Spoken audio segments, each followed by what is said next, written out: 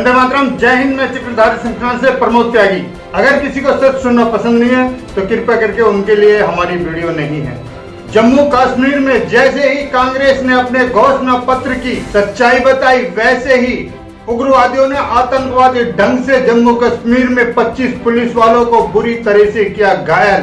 हद तो तब हो गई जब एक माता का आंचल बिछाकर एक माता को काटा गया उसी के आंचल पर। मैं बात कर रहा हूं भारत माता की और गौ माता की।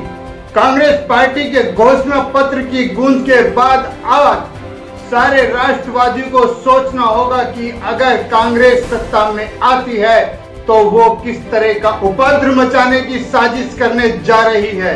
इन जालिमों ने आज एक साथ भारत माता और गौ माता दोनों पर ही हमला किया है।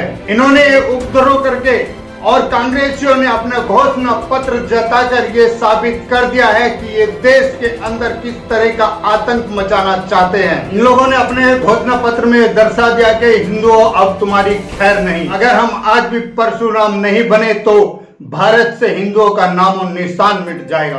कांग्रेस ने अपने दिल की सच्चाई जम्मू कश्मीर के घोषणा पत्र में खोल दी है। कांग्रेस ने कहा कि अगर जम्मू कश्मीर में हमारी सरकार आई तो जिन लोगों को बीजेपी ने आतंकवादी कहकर मारा है उन लोगों को शहीदों का दर्जा दिलाएगी और 1 करोड़ रुपए का मुआवजा दिलाएगी और जो जेल के अंदर हैं उन्हें छुड़वाएगी और सरकारी नौकरी देगी और जम्मू कश्मीर में धारा 370, 35 से दोबारा लाएगी। और जिन लोगों ने जम्मू कश्मीर के भोले भाले लोगों पर इस तरह का कृत्य किया है उन सभी बीजेपी वालों को नया कानून लाकर फांसी दी जाएगी।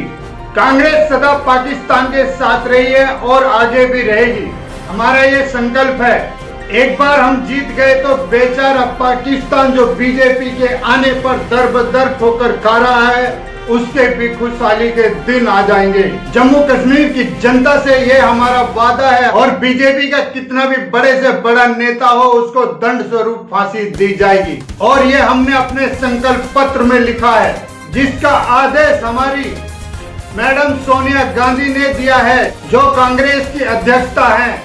अगर आज भी देश के अंदर देश का हिंदू नहीं जागा तो फिर दोबारा हिंदुओं को जागने का मौका नहीं मिलेगा। कांग्रेसी ममता बनर्जी, शरद पवार, अखिलेश और लालू प्रसाद यादव का परिवार और केजरीवाल, जयंत चौधरी, राकेश टिकैत, ओवैसी जैसे सारे के सारे भेड़िए एक साथ इकट्ठा होकर चुनाव लड़ने की तैयारी कर रहे हैं। 2022 में योगी की सरकार और 2024 में बीजेपी की सरकार नहीं आई तो फिर भारत में 40% हिंदू धर्मांतरण के शिकार होंगे और 20% हिंदू क्रिश्चियन धर्मांतरण के शिकार होंगे और 20% हिंदू क्रिश्चियन बन जाएंगे और जो 20% बचेंगे वो 10% भारत छोड़कर दूसरे देश में कहीं शरण लेंगे और 10% जो होंगे वो रिफ्यूजियों की तरह अपना जीवन जिएंगे। भारत के नागरिक होकर भी पशुओं की तरह भारत में रिफ्यूजी की तरह उनको जीना पड़ेगा और हो सकता है कि भारत का नाम बदलकर बाबरकिस्तान रख दिया जाए।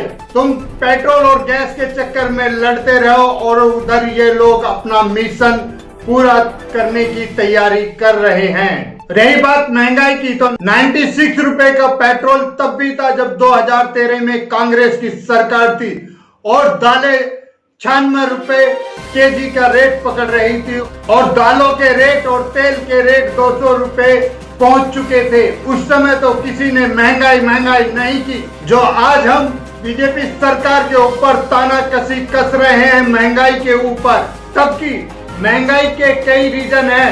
महंगाई आने का रीजन है कि हमारी मिलिट्री जितनी कमजोर थी, आज बीजेपी सरकार ने हमारी मिलिट्री को उससे ज्यादा मजबूत किया है, हर तरीके से अपनी मिलिट्री को लड़ने के काबिल बनाया है। और दूसरी बात, ये जो महामारी आई है इसमें जो वैक्सीन वगैरह की तैयारी की गई है और 8 महीने का 1.5 साल के अंदर लॉकडाउन, देश की क्षति जो लॉकडाउन में पहुंची है उस सभी को मद्देनजर रखते हुए ये महंगाई बढ़ी है।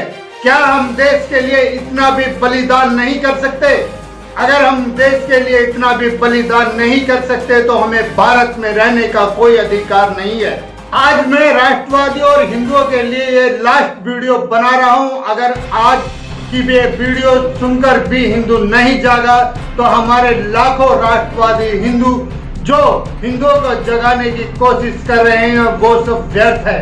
अगर तुम आज भी नहीं जागे तो आने वाले समय में तुम अपने बच्चों को मौत के कुएं में धकेल कर जा रहे हो। जैसे 2019 में नरेंद्र मोदी ने सबका साथ सबका विकास का नारा लगाया है, लेकिन अगर कांग्रेस सत्ता में आई या अन्य कोई पार्टी सत्ता में आई तो सबका साथ और सबका विकास का नारा नहीं लगाएगी।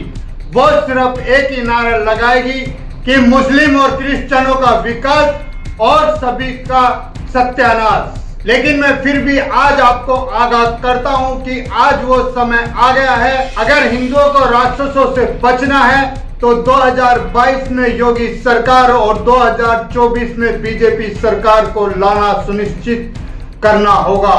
अगर ऐसा नहीं हुआ और ये लोग सत्ता में आ गए तो सबसे पहले ये धारा 370 लाएंगे, 35 लाएंगे और फिर राम मंदिर की जगह दोबारा बाबरी मस्जिद बनाएंगे और फिर हिंदुओं पर अत्याचार करेंगे और फिर हिंदुओं को यहाँ से भागने पर दर दर भटकने पर मजबूर करेंगे, जिस कारण धर्मांतरण का खेल चलेगा धड़ल्ले से।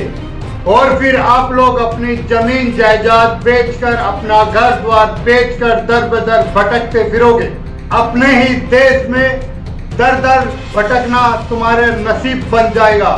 इसलिए आज वक्त रहते समझ जाओ और एकजुट होने की आज जरूरत है और एकजुट होकर ही अपना निर्णय लो।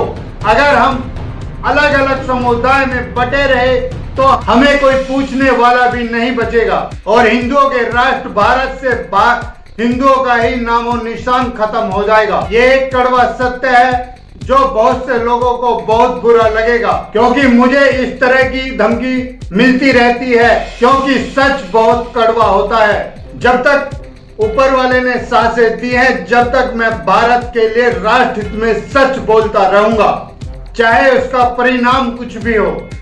हिंदुओं के अलावा बीजेपी को और कोई वोट नहीं दे रहा है, ये एक कड़वा सच है। क्योंकि इन 6 सालों में हिंदुओं के साथ कुछ खास आपने हमदर्दी नहीं दिखाई। आपने सबका साथ सबका विकास किया, लेकिन आपने हिंदुओं का कोई खास विकास नहीं किया।